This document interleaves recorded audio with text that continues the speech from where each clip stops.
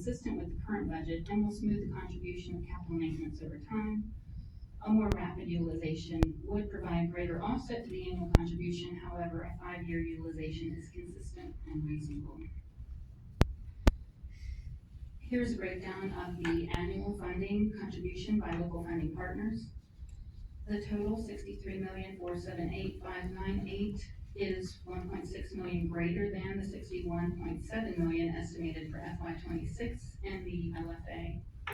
This is due to the increase in operating support of $1.2 million, less the capital maintenance decrease of $300,000, plus the additional $750,000 for internal operations. And the pro rata share of the annual contribution is consistent with prior year. As estimated in FY26, there was very little change in the ridership to affect that. This slide just presents the total CFCRC portion of the consolidated budget. In total, the $73,728,598, and finally, the recommendation is to approve the tentative budget for the CFCRC in the amount of $73,728,598, contingent upon approval of the local funding partners governing boards. I'll be happy to answer any questions. Any questions for Ms. Bailey Brown? None? I had a few. We talked about some of them yesterday, so just to let Good. my colleagues know what I've been asking, and I think DOT is going to come back with some answers. They're still working on some clarification of some items, but I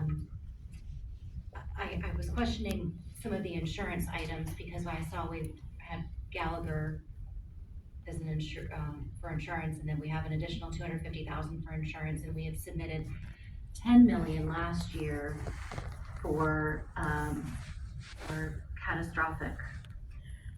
Catastrophic. Contingent, what's the name of that? Self-insured retention. Retention, and we're hoping to get an update on exactly where that's being held, what type of interest it might be earning, and how that's all coming together, and how this 250 and that 4.5 million and that 10 million all give us the coverage that we want to have. Is that? Yes, Madam Chair, we are working on that. The 250,000 was an assumption or recommendation by the CFCRC partners to include in the budget in case there was a drawdown of that $10 million, assuming that there might be. So far to date, there has not been one, but that was the recommendation of the partners to include an additional 250,000, assuming that there might have been a 250,000 reduction over the course of that fiscal year. In terms of the where that money is being held, my understanding is it's being held in a separate escrow account that so it's separate from the operating funds that the CFCRC provides. So it's being held in trust, so to speak. But we'll have to get back to you on the interest that is being earned. Okay, I think it would be helpful for us for regular financial updates to have that included because it may not be necessary for us to continue to add $250,000 a year if it's sitting there earning interest and we're not paying out, and we can kind of keep track of what that experience might look like. If there's consensus from the board to add that to our financials, that'd be great. Is anybody opposed to that? No. Okay. Fantastic. The couple of the other questions that I had were related to the increase in consultant support, 18% increase from 9.3 to 11 million. And that was somewhat explained to me yesterday that it has to do with, the folks who are doing the wonderful job with our marketing and our platform attendance. And I had asked for additional clarification on what exactly is included in that. And if for some reason we decided we didn't want to fund that, what would that mean to the operations? And so that was another question that I had. Because I'm not sure I understand exactly why it's gone up 18%. So I would like justification for that. Sure.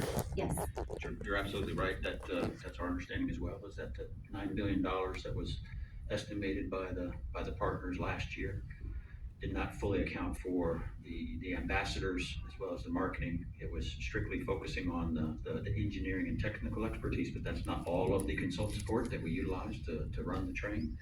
But that $11 million does encompass that, but we will provide a comprehensive breakdown. okay, that would be wonderful, thank you. I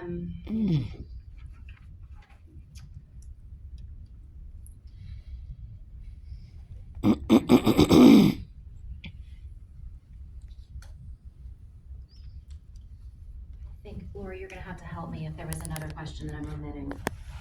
Well, I believe the contingency, the $2 million contingency new item in this year's budget was something that we have been discussing so far and understanding. Yes, so the additional 2 million in contingency, I understand for emergencies because we have been relying on DOT's deep pockets for contingencies up to this point.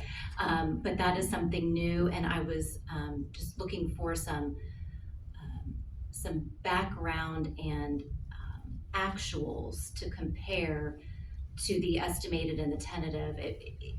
Looking at tentative and budget is great, but if you have the ability to look back at actuals, it really helps you to be able to project better what your true needs are going to be. So I had asked if there would be an opportunity, even though our budget timelines don't align exactly, for DOT to come back to us with some actuals so that we might be able to do a true up at some point before our individual budgets kick in October. That was another request that I had. Yes, ma'am, and we will provide that. For the benefit of the other board members, the purpose of the contingency is to account for unforeseen issues that we're gonna encounter along the way. We encounter those every single year to some extent or another. For example, just past in 2024, we had a couple of hurricanes. Some did damage, some not so much. Some caused damage, even though they didn't cause a whole lot of damage, physical damage. Once power was restored, it actually fried some traffic signals and crossing arms. I don't know if y'all remember the day where the gates went down in Seminole County for a couple of hours, because that's the fail-safe. When there's no power, the gates come down. But those types of repairs, those are the unforeseen things that we have to be able to respond to promptly to get the train system back in operation. And the DOT has covered those expenses in the past, largely out of our the contingencies that we hold from one fiscal year to the next. So in this budget cycle, we felt it appropriate to include some form of contingency. It's hard to put a specific number on it because it thankfully, we don't have, that strong of a trend of what unforeseens are going to be, but we do know that they're possible and that they do happen from time to time. The 2 million was largely a judgment call from my perspective, based on the size of the program and what we might encounter over the years. Just for comparables, on our construction program, we generally, try to hold on to around a 6 to 8%, contingency. And this is, 2 million on, whichever way you want to look at the number, but 109, is about 2%, so it I don't know if it's enough, but it's a place to start, and we'll certainly provide some context of what we've experienced in the past, because I think the more the commission, as well as your technical experts, understand what we do to operate the railroad and what it takes is only going to make us stronger as an organization. So we'll be glad to follow up with that.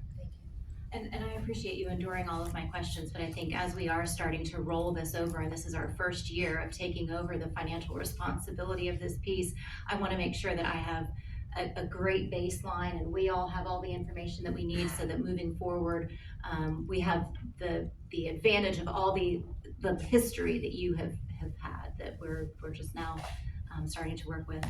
Thank you. Any other questions? Commissioner Janer? So just a couple, not questions, maybe more comments.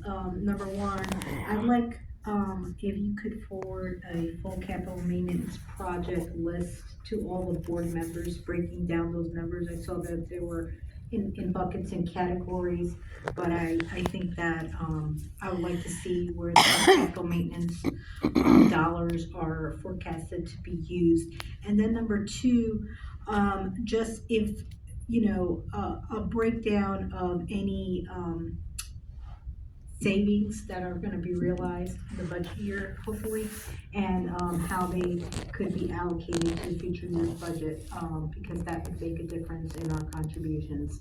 I know that you probably don't have that available yet, but, just a guesstimate as to when that would be available, because it seems like there potentially might be some savings realized, which is always a good thing. So, those are just the two, like I said, not questions, but more kind of just statements. Thank you. Madam Chair? Yes. Thank you for that, Commissioner. So a couple of thoughts on the capital maintenance. We certainly will provide that plan, but I do want to reinforce that is a plan. The way that we, handle capital maintenance is we start the year, with a plan, and we're out inspecting the track and the vehicles every day. Every single day, it's being looked at. And when we see something that we need to address, we modify that capital maintenance plan. So we start the year thinking we're going to do this amount of work on the track, this amount of work on the stations, this amount of work on the signals, this amount of work on the locomotives. And then that plan starts to change based on the conditions that we're finding. But we can certainly give you, the best idea of what our plan is at this point, as well as an actual expenditure. And so that goes to your second point, the savings. We are still operating the train, the accounting on a state fiscal year basis, which we've got roughly 3 months left in our fiscal year. So once we get to the end of our fiscal year, we'll be able to pinpoint precisely, where those savings are, if there are any savings, to be able to, to apply to a final budget, because this is a tentative.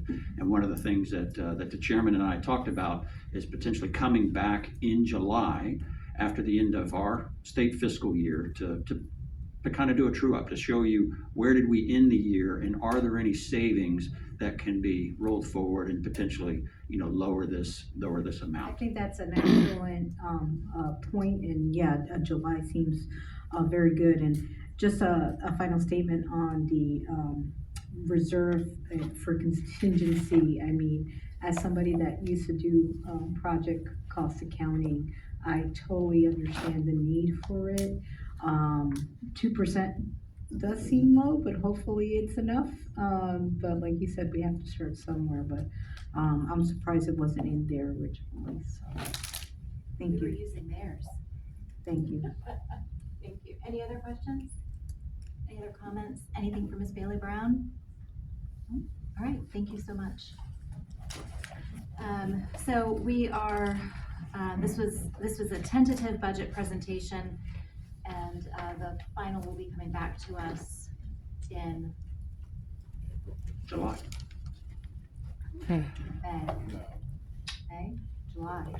Well, this is, the purpose of this tentative budget was to allow the 5 governments to be able to go back with a number that you can use to confidently start your budgetary planning process. Okay. I thought, okay, well now, maybe I have prednisone brain. So, what are we coming back in, what's our deadline, May 15th? We have a May 15th deadline of something. I believe it's for this budget. Right. Look like we have Ms. Bailey Brown coming to the Okay, rescue. sorry, I'm so sorry, Lori, I let you get away and then I asked a question.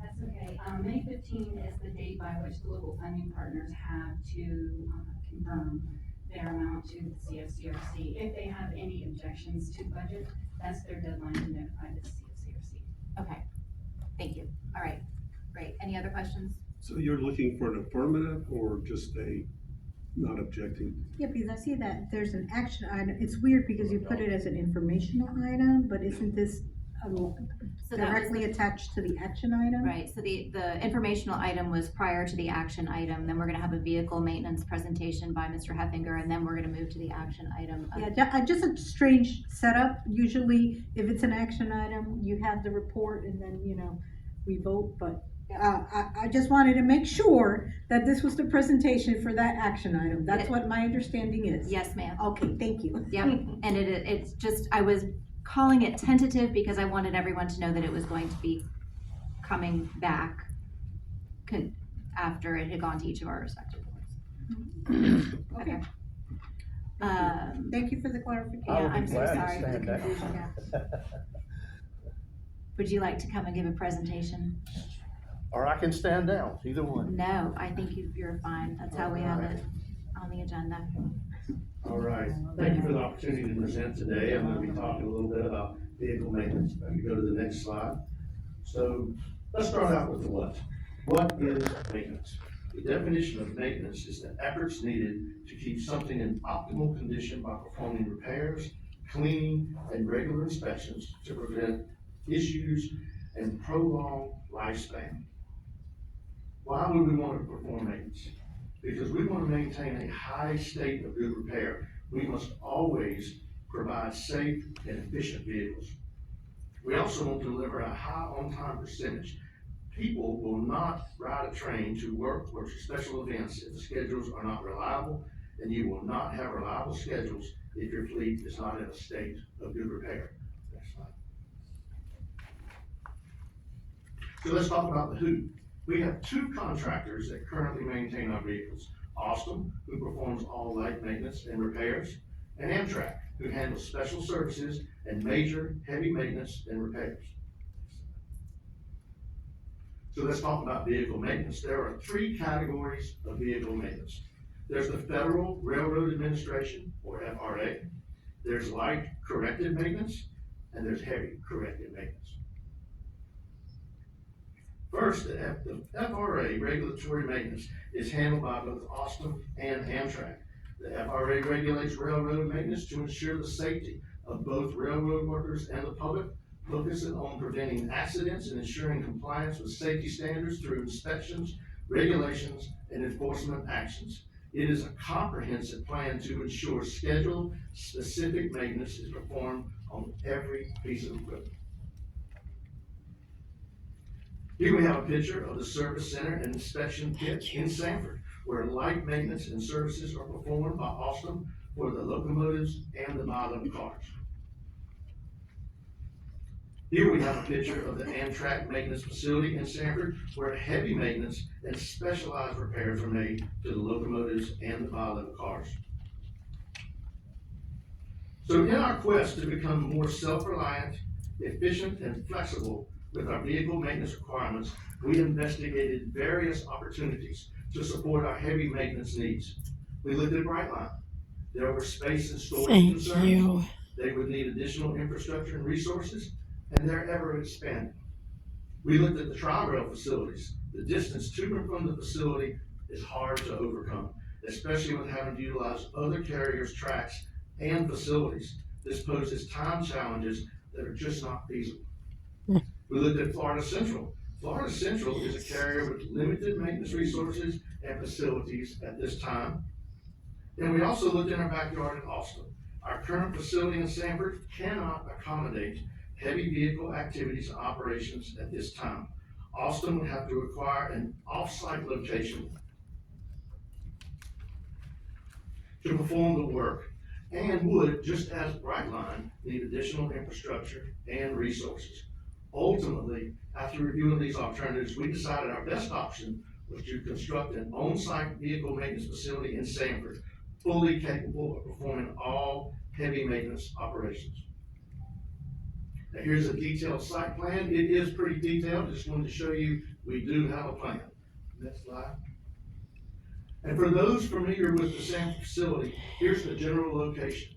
And for those of you not, please contact me. I'll give you a personal tour of the location. We gave some tours before. I know Chairman Brower and ex-Chairman Brower, our Madam Chair was there about a month ago, and we gave a full comprehensive review of the area. Please feel welcome to ask. The next slide. Yeah. So what you see now, progress has been made. Piles have been driven to support the weight of lifting the locomotives, which, by the way, weigh an incredible 284,000 pounds, or essentially 142 tons each. These piles support the 4 50-ton jacks and support frames that are required to lift the locomotives during the performance of repairs and services. And here's a final rendition of the $5.6 million facility, fully paid for by the department through the Florida Railroad Enterprise, or the FRE. It's gonna be a beautiful building, plus it's gonna allow us to pretty much control our destiny with regards to heavy maintenance. Next slide.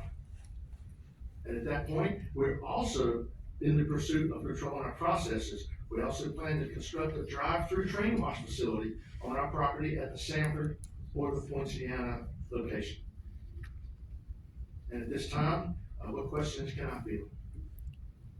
Any questions for Mr. Heppinger? Is that maintenance facility fully funded to That date? maintenance funding will be fully funded by us. The Florida Rail Enterprise is full of the construction and everything on it.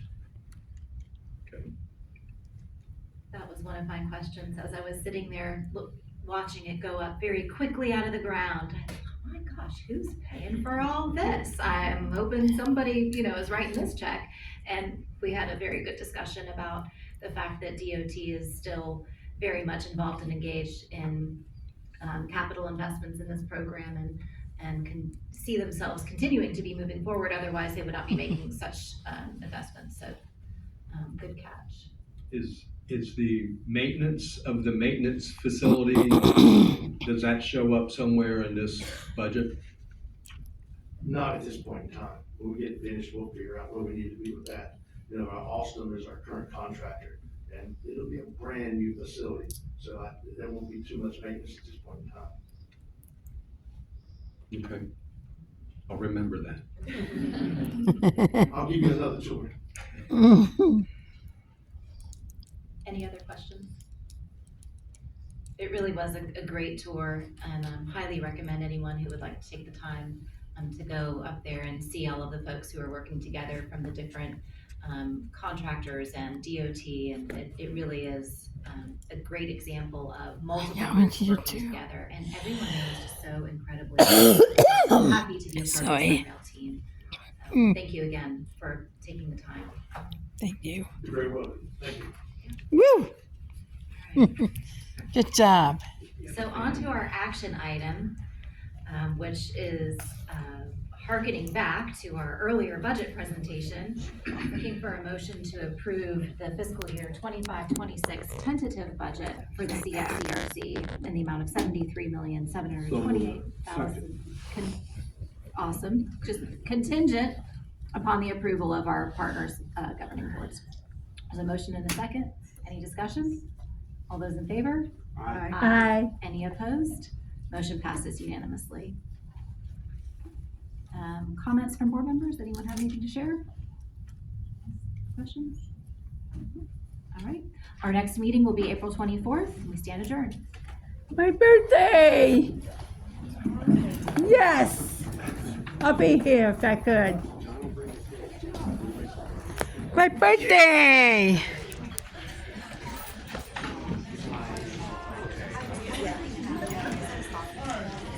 Thank you everyone for watching this here. This is so good. This meeting. This is Joanne Canellis out. I love you. Bye.